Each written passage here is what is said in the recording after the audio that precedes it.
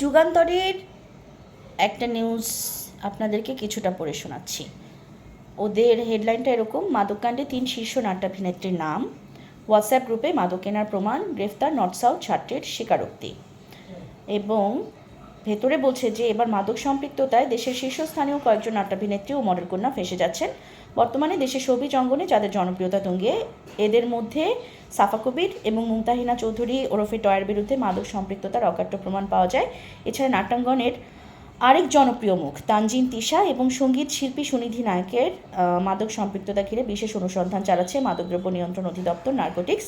ইতিমধ্যে স্বরাষ্ট্র মন্ত্রণালয়ের উচ্চ পর্যায়ে এ বিষয়ে প্রতিবেদন পাঠানো হয়েছে এবং সূত্র জানায় মাদকসহ গ্রেফতার হওয়া বিশ্ববিদ্যালয়ের পড়ুয়া এক ছাত্রকে জিজ্ঞাসাবাদের সূত্র ধরে তথ্য প্রমাণসহ সাফা, টয়া, তিশা এবং সুনিধির নাম বেরিয়ে আসে। একটি বিশেষ হোয়াটসঅ্যাপ গ্রুপের মাধ্যমে তারা নিয়মিত মাদক সংগ্রহ করে আসছিলেন। ওই হোয়াটসঅ্যাপ গ্রুপের অ্যাডমিন নর্থ সাউথ বিশ্ববিদ্যালয়ের সাবেক শিক্ষার্থী অরিন্দম রায় দীপকে ইতিমধ্যে গ্রেফতার করা হয়েছে এবং এ ব্যাপারে টয়ার সাথে যোগাযোগ করা হলে টয়া টোটাল ব্যাপারটা অস্বীকার করেন। দীপকে তিনি চেনেন না এই কথাই বলেন এবং উনি খুব বিরক্ত হন।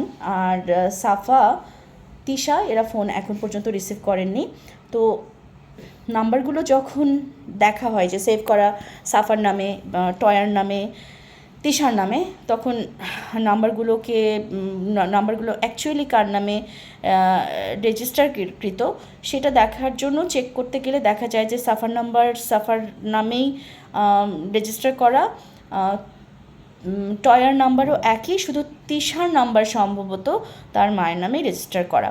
তো এটা নিয়ে আসলে আমি জানি না, নিউজটা মাত্রই এসেছে, এখন পর্যন্ত সোশ্যাল মিডিয়ায় সেভাবে এটা কারো বলে আমি দেখছি না।